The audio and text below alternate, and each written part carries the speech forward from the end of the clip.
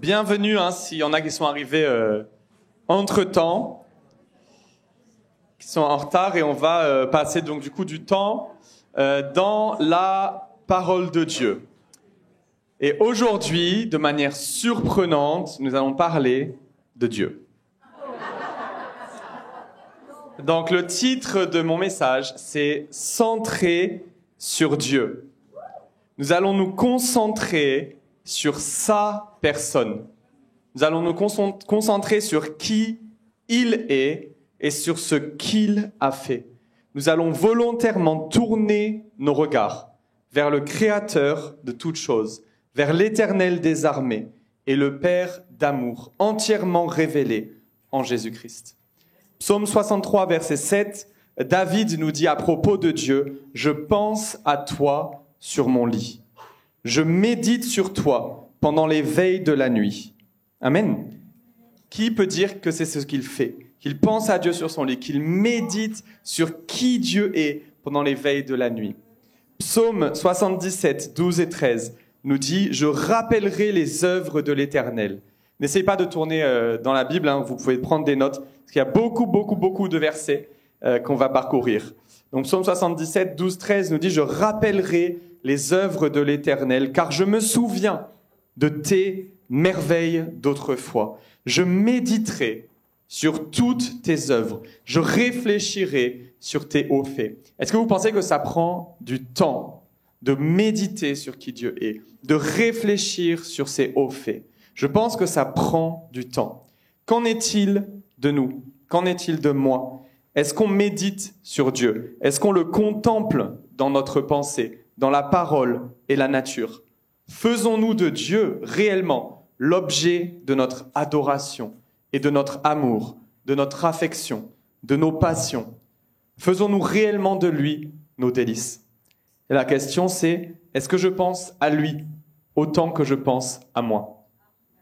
Et vous savez, si tout ce que vous cherchez dans la parole sont les promesses de Dieu, un miracle, la réponse à vos problèmes, la solution pour vivre une percée ou atteindre votre plein potentiel, vous passez à côté de l'essentiel. Et je préfère qu'on partage ces vérités au début de l'année scolaire, parce que ce qu'on recherche, c'est Dieu lui-même, c'est sa présence manifestée, avant de rechercher ce qu'il peut faire pour nous. Amen. Nous devons savoir que le fait de glorifier Dieu, de l'adorer, de réfléchir sur lui, de penser à lui, de réfléchir sur ses œuvres, de tourner nos regards vers lui et notre pensée vers lui, c'est ce qui nous comble. C'est ce qui nous comble, qui nous remplit et qui nous remplit d'un feu dévorant qui va nous transformer de l'intérieur vers l'extérieur. C'est de tourner nos regards vers lui, de tourner notre affection vers les réalités d'en haut, c'est-à-dire vers le Seigneur. Et le roi David le savait. Il nous le dit dans Psaume 86, verset 12, « Je te louerai de tout mon cœur, Seigneur mon Dieu, et je glorifierai ton nom à perpétuité. » Psaume 115, verset 1 nous dit « Non pas à nous, Éternel, non pas à nous, mais à ton nom donne gloire, à cause de ta bonté, à cause de ta fidélité. » Donc il exprime dans ces deux versets son désir ardent et constant de glorifier Dieu. Et pour cela, il faut que notre cœur et notre pensée se tournent vers lui. Il faut chercher à le connaître de manière volontaire. Il faut se mettre en marche. Amen. Il faut chercher à connaître ce Créateur de toutes choses, cet Éternel des armées et ce Père d'amour. Et connaître Dieu, c'est notre but ultime. Et c'est d'ailleurs la définition que donne la Bible de la vie éternelle. La vie éternelle, c'est pas une vie qui est très longue.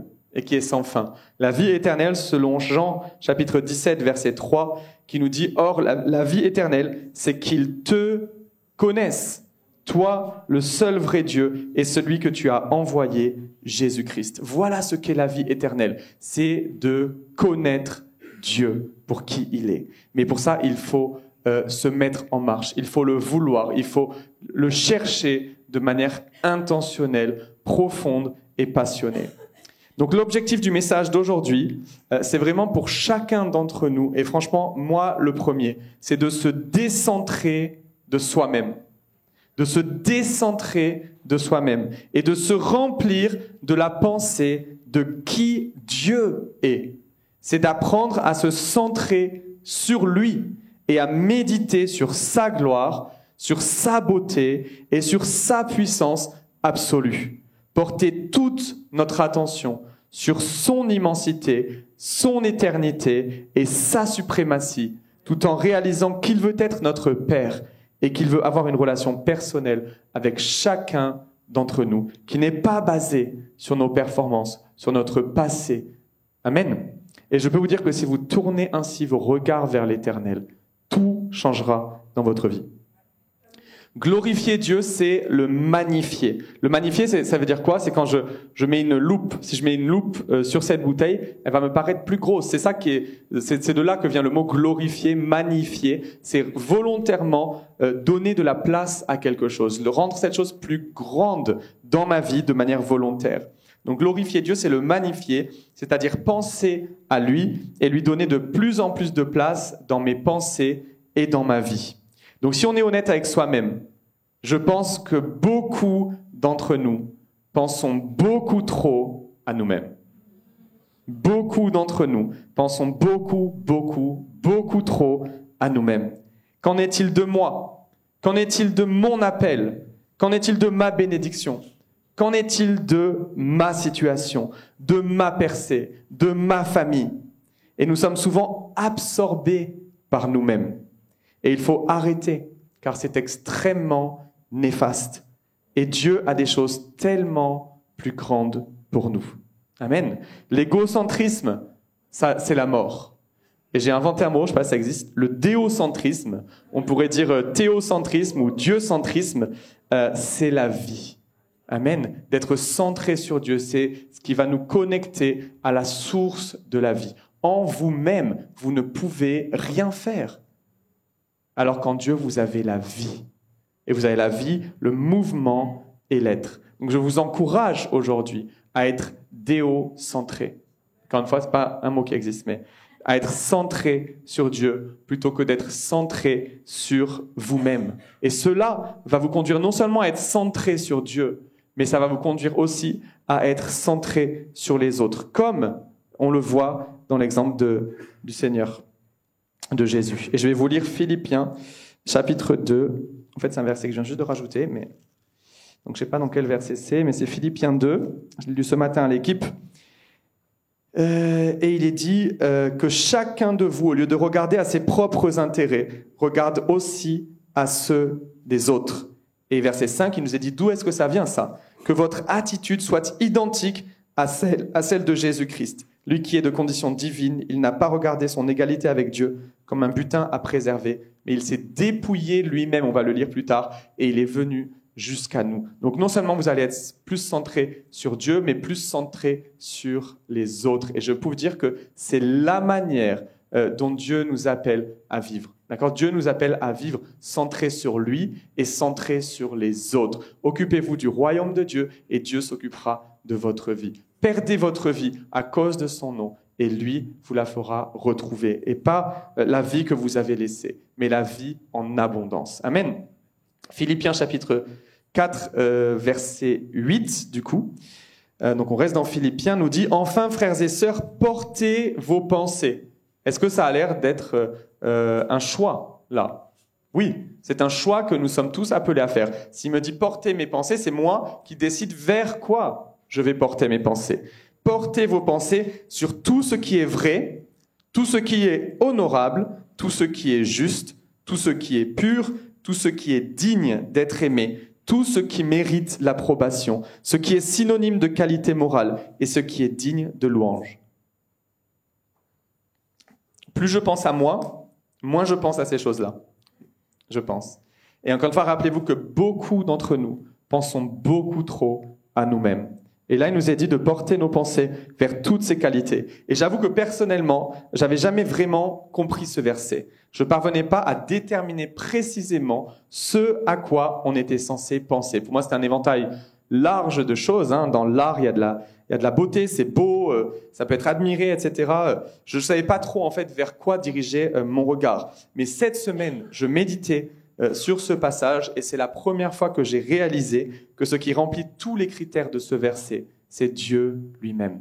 Donc ici, Paul, avant tout, nous encourage à tourner nos regards vers Dieu lui-même, à porter nos pensées de manière volontaire vers Dieu lui-même.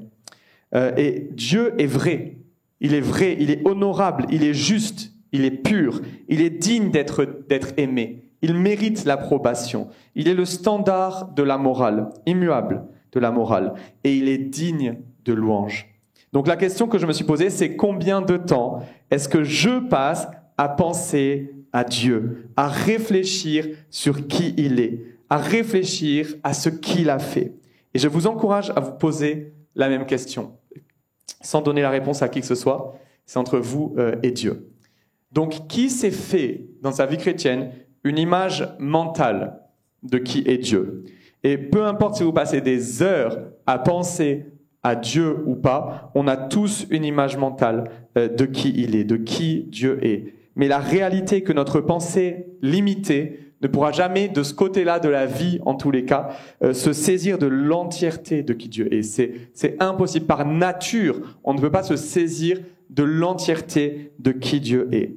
Alors aujourd'hui, donc si vous pensez être arrivé et savoir qui Dieu est, je vous encourage à essayer d'agrandir cette boîte dans laquelle vous avez rangé Dieu, à essayer de faire évoluer l'idée que vous vous en faites. Peu importe où vous en êtes dans votre vie chrétienne, restez toujours ouvert à une plus grande révélation de qui est Dieu et restez focalisé sur lui. Restez ouvert à en découvrir toujours plus sur qui Dieu est, sur ce qu'il a fait et ce qu'il a acquis pour vous.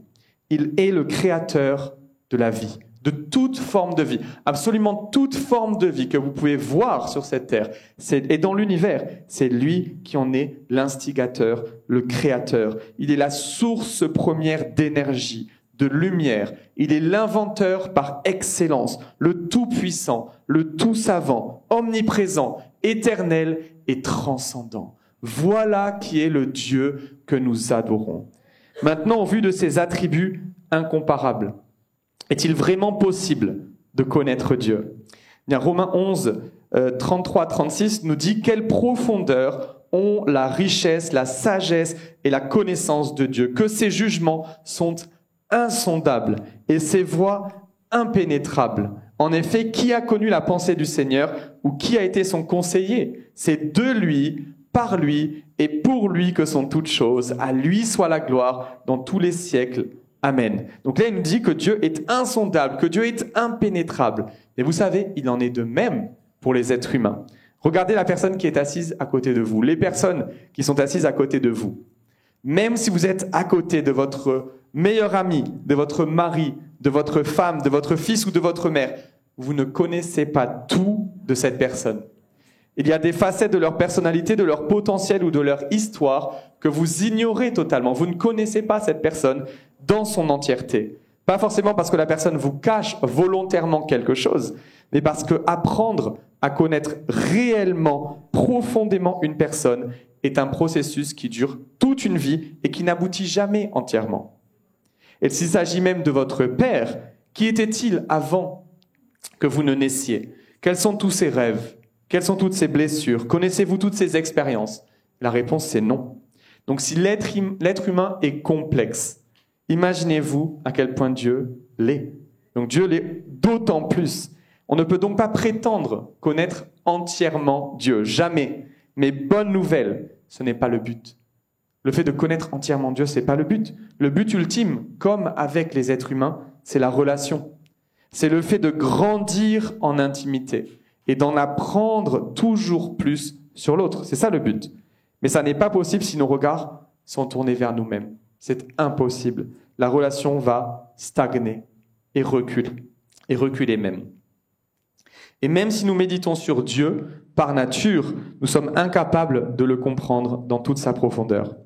Et c'est pour cela que je ne prétends pas vous dire aujourd'hui qui Dieu est, mais nous allons en tous les cas, ensemble, parler de lui, nous focaliser sur lui, le contempler et l'adorer lui, le mettre au centre. Amen. Et merci Seigneur, la bonne nouvelle est qu'il veut se faire connaître. Il désire se faire connaître. Il s'est rendu accessible et il nous a donné des intelligences capables de discerner des facettes de qui il est. Donc Dieu n'est pas un Dieu solitaire qui aurait abandonné sa création. Okay ? Il est une source infinie d'amour, car il est l'amour. Et c'est de cet amour qu'a jailli la création et qu'il nous a donné la vie. Il veut que nous apprenions à le connaître, notamment par la parole et par la nature. On le voit très clairement dans la Bible. L'un des moyens, ou certains des moyens que Dieu a de se faire connaître, c'est par sa parole, par ce qu'on voit dans la nature. Et un troisième moyen serait par Jésus-Christ, lui-même qui est la représentation parfaite de qui Dieu est.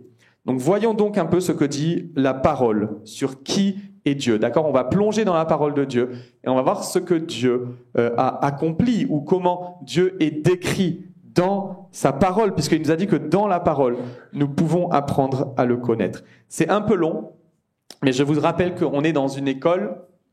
Voilà. C'est plus facile de prêcher quand on ne prêche pas à des étudiants. On doit faire attention, on ne doit pas mettre plus de temps de versets, etc. Mais on se lâche quand on peut prêcher à des étudiants d'une école biblique. Donc je vais lire une liste de versets, mais le mieux est évidemment de s'arrêter, de savoir s'arrêter sur chaque passage et de savoir pondérer dans son cœur, imaginer chaque mot. Ok, ça c'est le mieux. Donc je vous encourage à noter ces versets et si vous avez le temps, avec les cours Caris, en plus des cours Caris, de les méditer, de pondérer chaque mot qui sont prononcés, qui sont dits dans ces passages. Ésaïe 40, verset 28, nous dit « Ne le sais-tu pas, ne l'as-tu pas appris ? C'est le Dieu d'éternité, l'Éternel qui a créé les extrémités de la terre.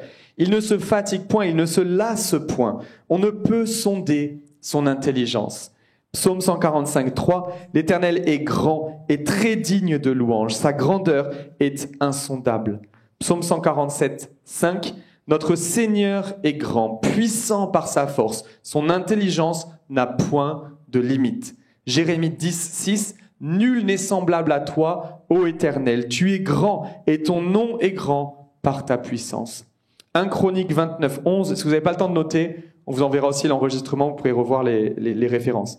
1 Chronique 29, 11, « À toi, Éternel, la grandeur, la force et la magnificence, l'éternité et la gloire, car tout ce qui est au ciel et sur la terre t'appartient. À toi, Éternel, le règne, car tu t'élèves souverainement au-dessus de tout. » Juste pondérez ces paroles dans votre cœur. Réalisez qui est le Dieu que vous servez, qui est ce créateur de toutes choses, qui, dans sa toute puissance, est venu jusqu'à nous pour nous sauver.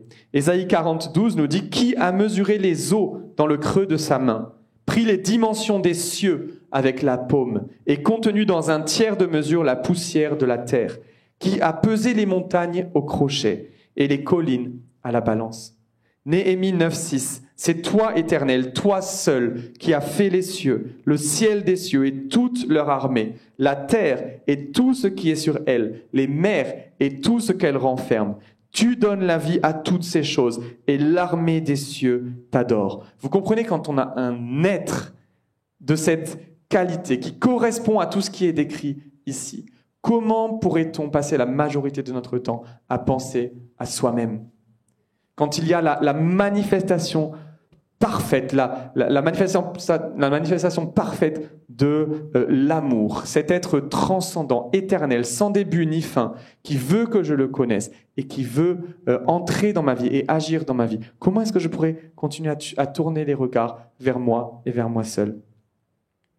Psaume 113, 4 à 6 nous dit « L'Éternel est élevé au-dessus de toutes les nations. Sa gloire est au-dessus des cieux. Qui est semblable à l'Éternel, notre Dieu? Il a sa demeure en haut. Il abaisse les regards sur les cieux et sur la terre. » Daniel 4, 34, 35 « J'ai béni le Très-Haut, j'ai loué et glorifié celui qui vit éternellement, lui dont la domination est une domination éternel et dont le règne subsiste de génération en génération. Tous les habitants de la terre ne sont à ses yeux que néant. Il agit comme il lui plaît avec l'armée des cieux et avec les habitants de la terre. Et il n'y a personne qui résiste à sa main, ni qui lui dise « Que fais-tu » 1 Timothée 6, 15 à 16 nous dit « Le bienheureux est seul souverain, le roi des rois et le Seigneur des seigneurs, qui seul possède l'immortalité, qui habite une lumière inaccessible, que nul homme n'a vue ni ne peut voir, à qui appartiennent l'honneur et la puissance éternelle. » Amen. Psaume 96, 4 à 6 nous dit « Car l'Éternel est grand et très digne de louange. L'Éternel a fait les cieux, la splendeur et la magnificence sont devant sa face. La gloire et la majesté sont dans son sanctuaire. » Est-ce que vous commencez à vous faire une autre image mentale de qui est ce Dieu transcendant, éternel, omniprésent, omnipotent, tout-puissant, toujours présent, partout et en tout temps? C'est le Dieu que nous servons. Pour écrire ces passages, les auteurs ont dû longuement réfléchir et méditer sur Dieu. C'est pas quelque chose qui leur est venu comme ça en s'asseyant à table et en prenant un papier et un crayon. C'est quelque chose qu'ils ont pondéré. Ils ont regardé les montagnes et ils ont dit, mais qui est celui qui les a créées? Ils ont regardé les étoiles. Ils ont dit, mais qui est celui qui les a placées là? Et ils ont considéré sa grandeur. Il est infiniment au-delà, au-dessus de tout ce qu'il a créé. Regardez la création et vous aurez un aperçu de la grandeur de Dieu. Mais c'est aussi ce qu'on est censé faire. Comme ces auteurs ont pondéré, ont médité, ont réfléchi à ce Dieu merveilleux. Quand ils voyaient des éclairs et la pluie, ils disaient pas « Ah non, je suis à Nice, je paye pour le soleil et je me retrouve à devoir affronter la... » Non, ils observent la nature. Ils observent sa magnificence. C'est rien qu'une goutte d'eau prouve l'existence de Dieu. La structure moléculaire d'une goutte d'eau prouve son existence. Et quand on voit l'éclair tomber du ciel et qu'on entend le tonnerre, tout cela nous parle de la grandeur de Dieu. Et on est censé pondérer ces choses dans notre cœur, penser à lui. Et encore une fois, beaucoup trop de monde. On est beaucoup trop nombreux à penser beaucoup trop à soi-même. Et il y a un autre livre de la Bible dans lequel Dieu parle lui-même de ce qu'il a fait. Entre les chapitres 38 et 41 du livre de Job, Dieu interroge Job. D'accord ? Donc c'est beaucoup de questions que Dieu pose à Job. C'est trop long pour le lire entièrement, même pour des étudiants bibliques, mais on comprend par les questions rhétoriques. Ce sont des questions rhétoriques que Dieu pose à Job, d'accord? Et on comprend par le fait que ce soit des questions rhétoriques que quand Dieu pose une question à Job, il parle de ce que lui a fait. Quand il lui dit « Est-ce que c'est toi qui as fondé la terre? Étais-tu présent lorsque la terre a été fondée ?» On comprend que Dieu dit « C'est moi qui étais présent, pas toi. » Et donc on comprend que ce sont des questions rhétoriques. Donc je vous ai fait un résumé. C'est pas sous forme de questions, c'est sous forme d'affirmation. C'est un résumé de ce que Dieu dit lui-même avoir accompli à partir du chapitre 38 de Job. J'ai skippé, j'ai enlevé quelques parties parce que vraiment ça faisait long. Déjà c'est long, mais c'est magnifique, vous allez voir. Donc qu'est-ce que Dieu dit lui-même avoir accompli? Et vous pouvez le lire, c'est Job 38 à 41. Il a fondé la terre, il a fixé ses dimensions. Et imaginez, vous pouvez avoir une relation avec cet être-là transcendant duquel on parle. Il a fixé ses dimensions, Il a déplié le ruban à mesurer sur elle. Il en a posé les bases. Il en a posé la pierre angulaire, alors que les étoiles du matin éclataient ensemble en chants d'allégresse et que tous les fils de Dieu poussaient des cris de joie. Il a bloqué la mer avec des portes, quand dans son jaillissement, elle est sortie du ventre maternel. Il a fait des nuages l'habit de la mer, et de l'obscurité ses langes. Il lui a fixé des limites et imposé verrous et portes. Il a donné des ordres au matin. Il a montré sa place à l'aurore. Il a pénétré jusqu'aux sources de la mer. Il s'est promené dans les profondeurs du gouffre. Il perçoit toute la largeur de la terre. Il connaît le chemin qui conduit à l'habitation de la lumière. Il sait où les ténèbres ont leur domicile. Il a créé et sait où se trouvent les réserves de neige et les dépôts de grêle. Il sait par quel chemin la lumière se divise et le vent se déferle sur la terre. Il a ouvert un passage pour les averses, un chemin pour l'éclair et le tonnerre, pour que la pluie tombe, pour qu'elle rassasie les endroits solitaires et arides, et fasse pousser et sortir l'herbe. Il a serré les liens des Pléiades et détaché les cordages d'Orion. Il fait paraître au moment voulu les constellations du zodiaque et conduit la grande ourse avec ses petits. Il connaît les règles du ciel et a instauré son autorité sur la terre. Il peut élever sa voix jusqu'aux nuages pour que des torrents d'eau le couvrent. Il peut lancer des éclairs. Il donne la sagesse au fond du cœur et l'intelligence à l'esprit. Il connaît absolument tout de la vie animale. Il sait quand les bouquetins font leurs petits et comment les biches mettent bas. Il a donné sa puissance au cheval et a habillé son cou d'une crinière flottante. C'est grâce à son intelligence que l'épervier prend son vol et déploie ses ailes en direction du sud. C'est sur son ordre que l'aigle royal prend de la hauteur et place son nid sur les sommets. Il a créé le Léviathan. Personne ne peut lui résister. Personne ne lui a donné vie. Tout ce qui est sous le ciel lui appartient. Amen.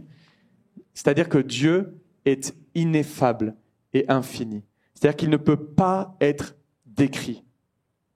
Il ne peut pas être saisi. Il est éternel. Il n'a pas de commencement et pas de fin. Et le contempler et prendre le temps de le considérer, ce Père de toutes choses, peut tout changer et nous faire adopter une perspective tout à fait nouvelle sur l'existence.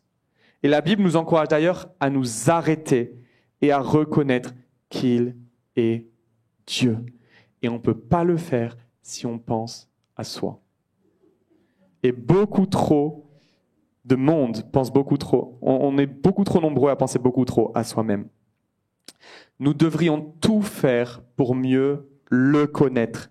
Et pour ce faire, l'un des moyens est de considérer la création. La Bible est très claire. Paul nous dit dans Romains chapitre 1, verset 20, « En effet, les perfections invisibles de Dieu, sa puissance éternelle et sa divinité se voient depuis la création du monde. Elles se comprennent par ce qu'il a fait. » Donc ça, on va faire une petite pause pour regarder une petite vidéo, justement sur cette création, avant de replonger dans les Écritures. Encore une fois, en effet, les perfections, pensez à ce verset, les perfections invisibles de Dieu, sa puissance éternelle et sa divinité se voient depuis la création du monde. Elles se comprennent par ce qu'il a fait. Considérez le créateur de ce que vous allez voir.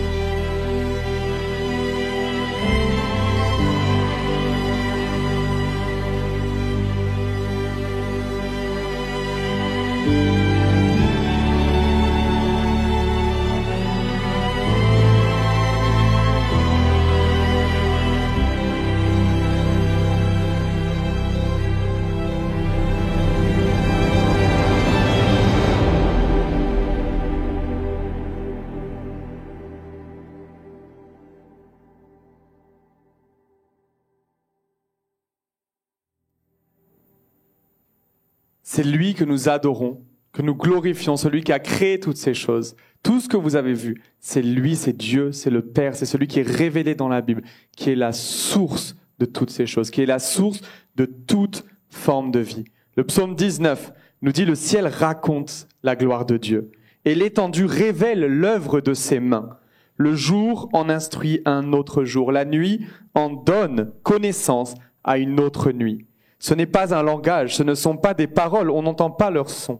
Cependant, leur voix parcourt toute la terre, leurs discours vont jusqu'aux extrémités du monde. » Psaume 8 nous dit « Éternel, notre Seigneur, que ton nom est magnifique sur toute la terre. Ta majesté domine le ciel. Par la bouche des enfants et des nourrissons, tu as fondé ta gloire. Quand je contemple le ciel, œuvre de tes mains, la lune et les étoiles que tu y as placées, je dis, qu'est-ce que l'homme pour que tu te souviennes de lui, et le Fils de l'homme pour que tu prennes soin de lui. Éternel notre Seigneur, que ton nom est magnifique sur toute la terre. Vous voyez qu'ici, il dit qu'il prenait le temps de contempler le ciel pour y voir la gloire de Dieu. Pour y voir la gloire de Dieu. La gloire de Dieu est incommensurable, on ne peut pas la mesurer. Et sa puissance est inégalable. Il est infini, éternel, inégalé, inégalable. Mais réfléchissez à ceci. Non seulement il a créé la nature et l'univers, mais il a aussi choisi de vous créer et de vous donner la vie. Votre valeur est intrinsèque. C'est-à-dire qu'elle ne peut pas être modifiée. Elle vient du fait que vous avez été créé par Dieu lui-même. Il a choisi de vous placer ici sur cette terre. Il a choisi de vous façonner. Psaume 139, 13 à 16 nous dit « C'est toi qui as formé mes reins, qui m'as tissé dans le ventre de ma mère. Je te loue de ce que je suis une créature si merveilleuse. Tes œuvres sont admirables et je le reconnais bien. Mon corps n'était pas caché devant toi. Lorsque j'ai été dans le secret, tissé dans les profondeurs de la terre, je n'étais encore qu'une masse informe, mais tes yeux me voyaient. » Nous servons un Dieu incomparable, infini. Pourtant, ses yeux nous ont vus. Pourtant, ses mains sont venues jusqu'à nous. Pourtant, ses mains ont été percées pour chacun d'entre nous. Donc Dieu nous voit. Non seulement il nous voit, mais alors que nous l'avions rejeté, alors que nous étions ses ennemis, il est venu jusqu'à nous pour nous sauver. Le Créateur de toutes choses s'est dépouillé lui-même et s'est fait homme. Celui qui a créé tout ce que vous venez de voir, tout ce que l'on vient de lire. Il s'est dépouillé de tout cela et il s'est fait homme par amour pour nous. Philippiens 2, 6, 11 nous dit « Jésus-Christ, qui est de condition divine, n'a pas regardé son égalité avec Dieu comme un butin à préserver, mais il s'est dépouillé lui-même en prenant une condition de serviteur, en devenant semblable aux êtres humains, reconnu comme un simple homme. » On parle du Créateur de toutes choses. Il s'est humilié lui-même en faisant preuve d'obéissance jusqu'à la mort, même la mort sur la croix. C'est aussi pourquoi Dieu l'a élevé à la plus haute place et lui a donné le nom qui est au-dessus de tout nom, afin qu'au nom de Jésus, chacun plie le genou dans le ciel, sur la terre et sous la terre, et que toute langue reconnaisse que Jésus-Christ est le Seigneur à la gloire de Dieu le Père. Donc, et nous voyons dans 2 Corinthiens 5, 17, 19 que le mystère a une profondeur tellement inattendue. Non seulement, oui, Dieu était avec Jésus, mais Dieu lui-même était en Christ. Il nous a dit, si quelqu'un est en Christ, il est une nouvelle créature. Et considérez la puissance de Dieu quand on lit ces choses. Et ce qu'il dit, il l'accomplit. Si quelqu'un est en Christ, il est une nouvelle créature. Les choses anciennes sont passées. Voici, toutes choses sont devenues nouvelles. Et tout cela vient de Dieu, qui nous a réconciliés avec lui par Jésus-Christ et qui nous a donné le ministère de la réconciliation. Et le mystère est expliqué ici. En effet, Dieu était en Christ. Il réconciliait le monde avec lui-même en ne chargeant pas les hommes de leurs fautes. Et il a mis en nous la parole de la réconciliation. Et non seulement Dieu était en Christ, mais Christ lui-même est Dieu. Et nous le voyons en Jean chapitre 1, où il nous est dit, au commencement, la parole existait déjà. La parole était avec Dieu et la parole était Dieu. Verset 14, et la parole s'est faite homme.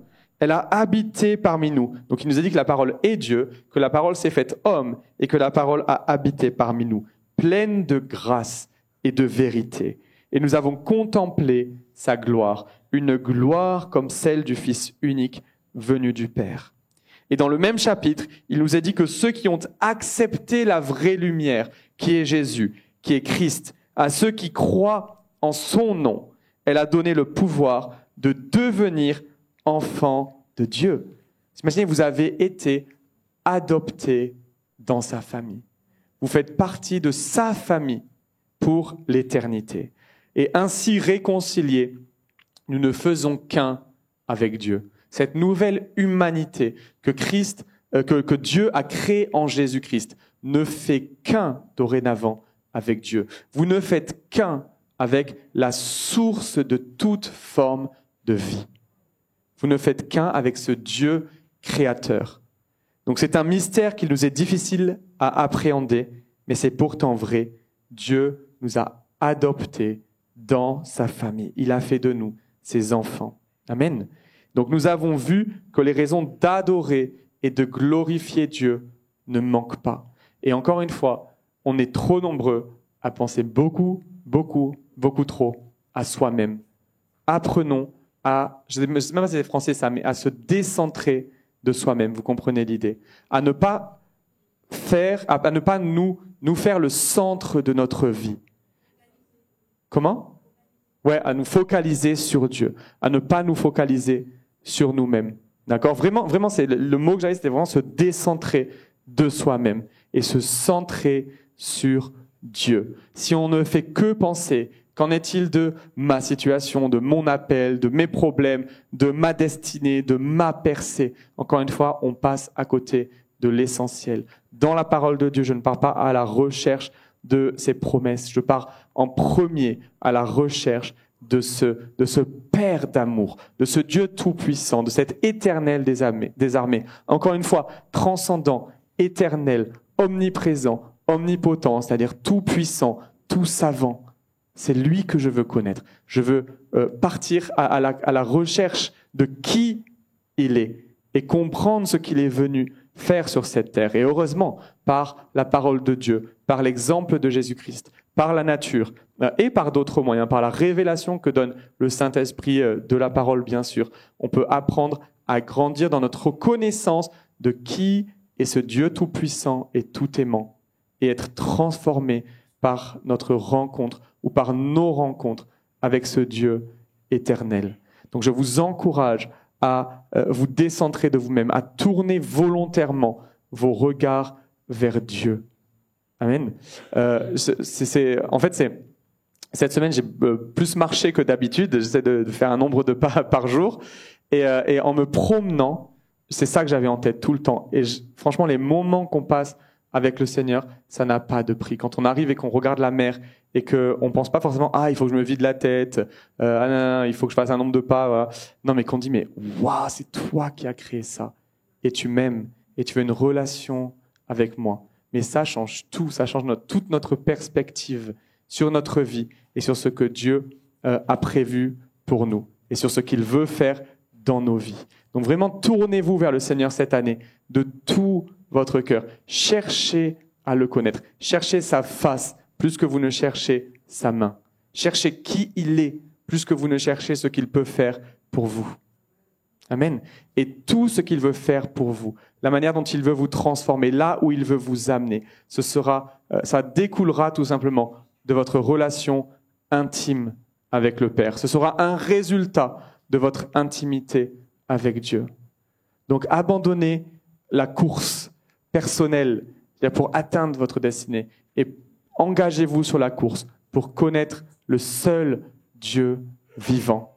Amen. Cherchez à le connaître et à grandir dans votre révélation de qui il est et de tout l'amour qu'il vous porte. Donc je pense qu'on a assez de raisons pour l'adorer, pour le glorifier et pour glorifier Jésus. Hébreux chapitre 1, verset 3 nous dit « Le Fils est le reflet de sa gloire et l'expression de sa personne. » C'est-à-dire que Jésus, c'est la révélation parfaite de qui Dieu est. Amen. Donc quand on se tourne vers Dieu, vers le Créateur de toutes choses, on se tourne aussi vers Jésus. D'accord ? C'est lui qui était aussi au commencement. Il était avec Dieu quand tout a été créé. Et ils étaient, le Père, le Fils et le Saint-Esprit, ensemble au moment de la création. Et c'est dans cette famille que nous sommes invités. Okay ? Et maintenant, nous sommes des membres éternels de cette famille. Et j'aimerais finir cette session par un temps de louange, où vraiment on va de manière volontaire, encore une fois, tourner nos cœurs, tourner nos regards, tourner notre adoration vers le Père éternel, vers le Créateur de toutes choses. Donc levons-nous et vraiment adorons le Seigneur de tout notre cœur.